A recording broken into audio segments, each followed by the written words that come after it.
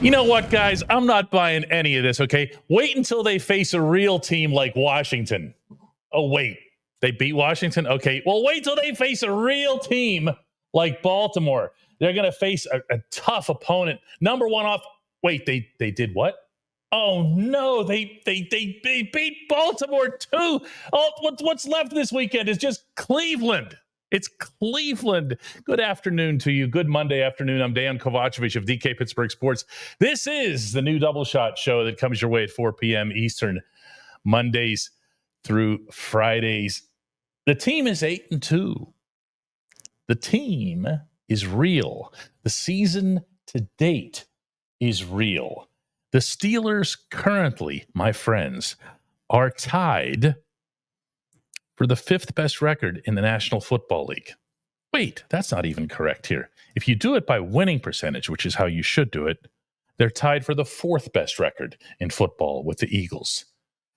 They are also 5-1 inside the conference. They're also now, of course, 1-0 inside the division. They're atop the AFC North.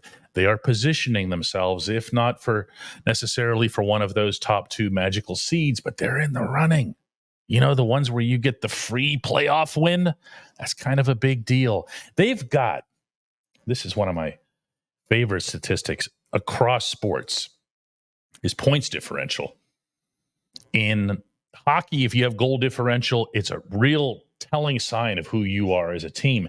Baseball, run differential, same thing. Football, not at all in any way, shape, or form something that's different than that. Plus 71 is their points differential.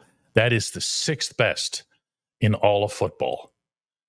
The defense is second in the league in points allowed. The defense is sixth in the league in yards allowed. How much more does everyone want to see to believe that this is real? And to believe that, although this is obviously up to you, that it's worth investing in emotionally. It's worth talking about them as if they are a contender for you know what in this season. I can't say enough good things about what this team has done from a tangible standpoint. The production that they've gotten, especially out of the defensive guys, but even the progress that's been made offensively. But there's also more to it. There's an underlying element to this. When I think of this team right now, and maybe as a separator from successful Steelers teams of the past, the first thing that comes to mind for me is the synergy between the various facets. Now, you can roll your eyes at stuff like this if you want, because players are always going to say, well, it's all three. It's offense, defense, and special teams, and we're all one unit and everything else. But these guys live it. These guys live it. Look at Sunday. Look at what the Steelers did against the Ravens.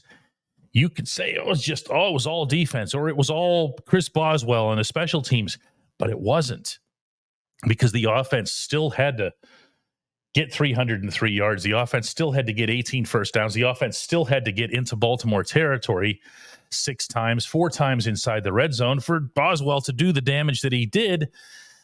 And they had to do it with some semblance of consistency. They weren't great. They'll tell you that. But they were good enough. And then when you hear the little stories along the way that lead into, let's say, for example, Peyton Wilson's interception. If you're watching this football game that was played, and I don't know, you just landed from Mars or something, and you have no idea about who these guys are or whatever, you just think, wow, that's just some brilliant individual athleticism on Wilson's part. Now, it was, but watch this now. Watch my talk that I had with Wilson yesterday about that catch. And by the way, the video bombing that was done there was by Nick Herbig, which is telling in and of itself. Just check this out. Just how do you concentrate like that as the ball's coming down? See, Herbig wants to know too. Yeah, look at that. How does that happen, man? For me, it's just credit to my coaches and my teammates. We've worked that route thousands of times this week. Justice Hill's an amazing receiving back. So as soon as he was chowed and he ran it, they had that nasty split. I knew what was coming. So it's just a matter of preparation and, the coaches that have got me here. Do you feel the ball in the right hand? Yeah. I played through his hands, and once it hit me right in the hand. So just right place, right time. So taking this in order, you have Wilson, the rookie, the humble kid who had his career, at least a lot of people thought, thrown into doubt by the knee injury and everything.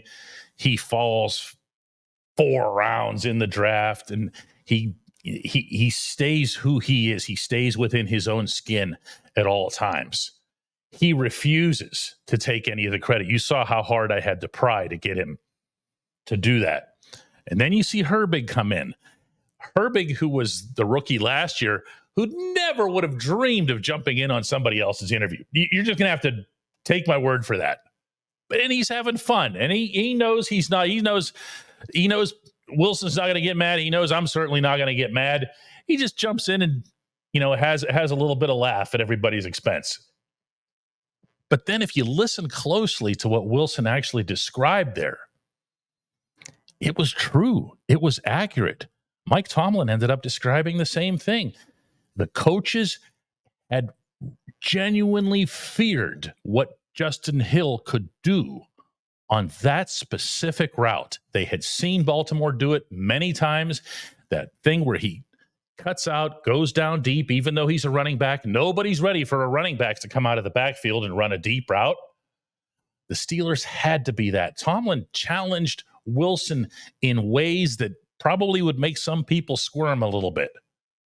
But he wanted Wilson to understand that's why we got you.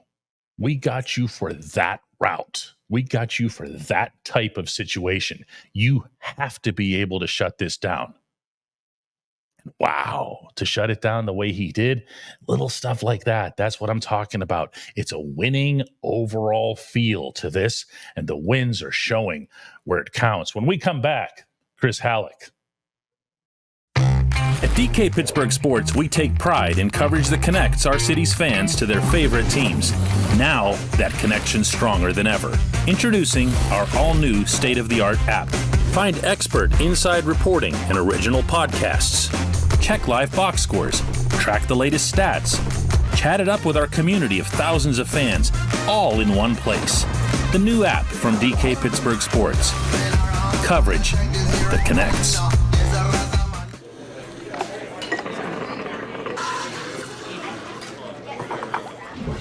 Joined now by Chris Halleck. Let's not pretend, and we're not going to, we never do, that everything is perfect. When you don't score any touchdowns in an NFL game, regardless of the opponent, not everything has gone the way you want it to, Chris. Is it just a red zone issue, though? That's the question that I came away with from this was, I didn't really feel as if this was something where they got accordioned in, from the 20 to the goal line. It felt more like just a general thing. Like they just weren't moving well enough. There wasn't a lot of, I haven't been able to go back and watch the film as much as I would normally on a Monday, because this is kind of like Monday and Tuesday put together. But the little bit of time that I have been able to watch, just there wasn't a lot of flow offensively in general. And when that flow is I know that sounds like some sort of cop-out answer, but when the team's not flowing and you're not constantly staying ahead of schedule, you're in second and long, you're in third and long, it makes everything more difficult. You're not able to really open up the playbook as much as you might want to. The quarterback doesn't get into a rhythm. There's a lot of different variables that play a role in that. And the red zone, everything is heightened because the defense now has a lot less room to have to cover. And so now they, all of a sudden those zones, and if they're playing a zone defense or whatever, are a lot smaller. Everything is bunched together. And so when you see receivers bunching up together and kind of all running 3 routes all in the same spot, you're like, okay, is that a scheme issue or is just everybody running the wrong route? Either way, something's wrong. So I think there were issues across the board. Russell Wilson wasn't great. Receivers outside of George Pickens weren't getting open. Wasn't a fan of the play calling. I really do think this was kind of a failure across the board, really. Yeah, and I would throw in, as I'm sure you would as well, the offensive line, in particular, Broderick Jones.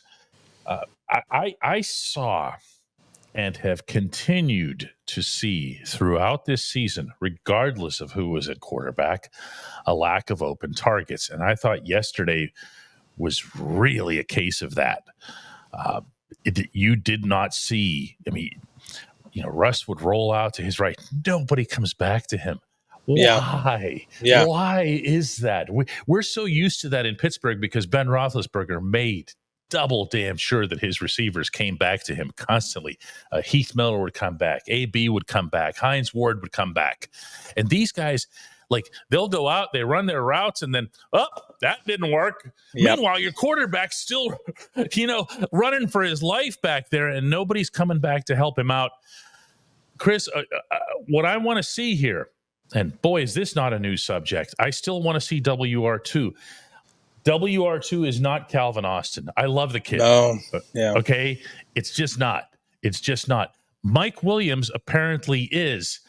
But Mike Williams was out there for, I haven't seen a snap count. There's a formal snap count on him. It couldn't have been more than a half dozen plays. Surprisingly enough, one less than Calvin Austin. Surprisingly enough. Okay, targets then. But targets were zero. Okay. Yeah. So he might as well not have been out there for any of them because he you're not putting him out there for his blocking prowess or whatever. Not that he's bad at it. It's just that's not a reason to deploy him. But here's before I throw this to you, this was what Mike Tomlin had to say today in his press conference regarding Williams and his status. I like his work. How we feel about his progress is not always reflected in statistics. We'll keep working. He's doing a great job fitting in. We're doing a good job of getting to know him. I like the trajectory of it. Do you foresee him maybe getting a higher share of snaps in the near future? We'll see, man. It just really is week to week. And from a matchup perspective, how we put our plan together, I'd be speculating, particularly at this stage of the week. This early, I'd be making it up, and I just don't want to mislead you. All right, Chris, what's that mean? What does Tomlin want to see here? Because we saw a touchdown already, the one time he was targeted. I think what he really wants to see from is just continuing to get to know the guy, understanding how he's going to play a role in this offense, running specific routes, how he runs in each concept. It really is kind of a fly by the seat of your pants type situation in which you're trying to learn everything that everybody already learned throughout OTAs, throughout training camp, throughout everything. And believe it, I know it's yes, there are certain times where it's Mike, go run a go route, but it's not that simple all the time. You can't just have Mike Williams do nothing but run go routes. You have to be able to have him do other things because we've seen now the Ravens. I went and looked at the data today. The Ravens ran a too high shell almost 3 times as often as they have all season. They were not going to let the Steelers beat them with the go ball. Now, not every team will do that, and the Browns are one of the teams that don't run that type of defense, and that'll be curious to see because if the Browns do it, then that might be the blueprint for everybody. But the Ravens were not going to let them throw the go balls down the field. They were going to make them beat them underneath, and that is just where Russell Wilson isn't very strong. And I like the point that you brought up that I look back at what made Russell Wilson the best whenever he was in Seattle, his ability to get outside the pocket and throw downfield, but also when he would get outside the pocket, he and a guy like Tyler Lockett had a great rapport with that scramble drill, and that has not been the case so far. George maybe to an extent, but Calvin's not doing it, Van's not doing it. What if Russ and Mike Williams can kind of get that thing going? You get a second guy who can be part of that scramble drill thing, and then that could be a part of that opens up the offense too. Well, that leads me to this too. And listen, I understand why Arthur Smith approached the game yesterday the way he did. You're looking at time of possession. You're looking at 36-22 eaten up off the clock. That all makes sense, okay? They did what they had to do to win the game. Smith also prioritizes blocking from his wide receivers and from his tight ends. This is not a secret. Yep. This is not something that he developed when he got to Pittsburgh, okay? Yep. But I wonder at times, if the blocking isn't prioritized excessively. When you see Ben Skoranek out there, he was out there a ton. A lot. Okay. Yeah. That makes me think that he's prioritizing grit over skill. And when I see or don't see Pat Freiermuth for long stretches of time, and I see, Darnell Washington and when he was available, Michael Pruitt, I see these guys out there and I'm thinking, man, is it really that important? Or don't you just want to put some people out there who can catch the football? That's where this starts getting a little bit weird for me. No, I that has a lot of merit because I think that's the part of Arthur Smith's offense that does have to evolve. I like you have to I understand wanting to play the type of football that they want to play and impose their will and be physical and use multiple tight ends, and that's great. And I do love the fact that guys like Darnell Washington are getting more involved, especially with those 2 passes down the seam yesterday, because that's what you want. That's what you want to see. Over the middle. Yes, over the middle. By the way, Russell Wilson throwing to the middle of the field, but it's also easy to do when dude is like, I don't know how tall is Darnell Washington, 7'4", whatever it is, but that's easy to do. That's a way to adjust whenever a team like the Ravens, who doesn't run that much, middle field open coverages, well, they're leaving the middle of the field open, so let's run those seams down the middle, do that kind of stuff. But to your point, yes, they need to be utilizing their playmakers more often. They need to be getting George Pickens, by the way, who is third in the NFL in receiving yards. They need to be getting him even more targets. Same reaction when I saw that today. So I couldn't believe it. Now he might not end up, that's pending Monday Night Football, and CeeDee Lamb plays Monday night. But either way, still he's one of the league leaders in receiving yards. But there's more meat on that bone there. There's definitely more meat on that bone with Mike Williams and Pat Freiermuth. I do want to see the skill guys get the ball in their hands more because it kind of is required in today's NFL. And I think with the way the defense is playing, with the way they're doing everything else, that's kind of the only thing that's keeping them from being an over-the-top legitimate Super Bowl contender at this point. Well, yeah, scoring touchdowns is kind of key. When we come back, J1Q.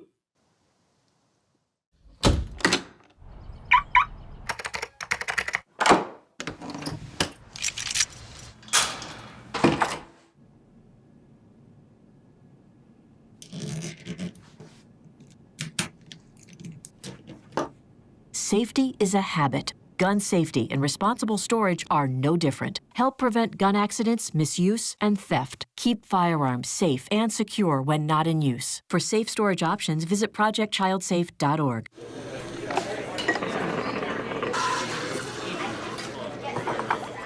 Time now for J1Q. That stands for Just One Question. And today's entry comes from Matthew Moses in Louisville, Kentucky. Hey, DK. You often mention that the coaches get the blame when things go bad, but they don't always get mentioned by fans when things go well. After this win against the Raisins, several players mentioned things that the coaching staff did leading up to the game that I believe contributed directly to this win. Peyton Wilson said they practiced that coverage on the deep pass to the running back 1,000 times last week. Joey Porter Jr. made a comment about how running 7 shots every week helped them be ready for that failed 2-point play to seal the win. TJ spoke about the focus during the week on all the little things that make those turnovers routine, and on and on. I think we need to take a moment to pay respect to Mr. Coach Tomlin and the rest of the coaching staff. What say you, DK? I'm in no position to argue that, Matthew. I think when you're talking about, let's just get stark here. When you're talking about 8-2, and you're talking about the record that they've put together, and then you talk about the outside expectations that were had of the Steelers, there's no way he's not going to be prominent in Coach of the Year talks. And there's a lot of football left to be played, but remember that that's a regular season award. So it's more than viable, I would think, at the moment to see Tomlin as the front runner for such a thing, just on that count alone. But I think there's more to it.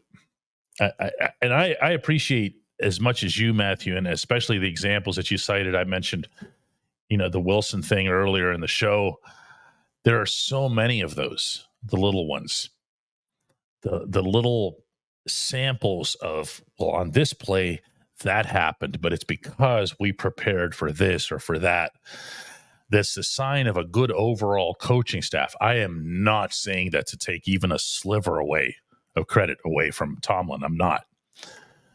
But when you're talking about the individual instruction, when you're talking about the wide receivers, for example, especially George Pickens, George is, you just heard Chris say it with an exclamation. George is third in the NFL in receiving yards. What does that say about the job that Zach Azzani's done as the new wide receivers coach? Not even talking about skill set or anything. I'm talking about just keeping George cool, just keeping him on the field. I don't know if they showed this on TV yesterday or not, but there was when Tomlin decided to try to kick the 57-yarder instead of going for it on a 4th and 1 inside Baltimore territory, George was mad. I mean, he was coming off the sideline. He took his helmet off and he smashed it into the grass. And Nick Herbig, to his credit, comes over and he puts his arm around him. He's like, hey, George. And before that, before long, Azzani was over there too. That guy is high maintenance. You can give him all the praise you want. You can criticize him if you want, but he is high maintenance. That part is beyond dispute. That's good coaching. That's part of coaching in the NFL. And these guys in general, all of them have done a good job. They've done it with humility. They've done it without prioritizing themselves over the team result. Arthur Smith, he gets the 36 minutes and 22 seconds. He doesn't look great in the process, does he? He doesn't look great turning around and handing the ball off when he's probably got a pretty good idea that running play isn't going to go very far and that he'd have a much better chance of making Arthur Smith look great by attacking the NFL's worst secondary. Why did he do it? Because that was the game plan, because that was the approach that they'd all agreed upon. We're just going to keep the football away from the Ravens. We're not going to let them beat us offensively. You know what? End of the day, it worked. You know who gets ultimately all the credit for that? Exactly the same guy who ultimately gets all of the blame for that. Funny how that works, huh? I appreciate the question, Mark. I appreciate everybody checking out the new Double Shot Show. We're going to have another one of these tomorrow, 4 p.m. Eastern.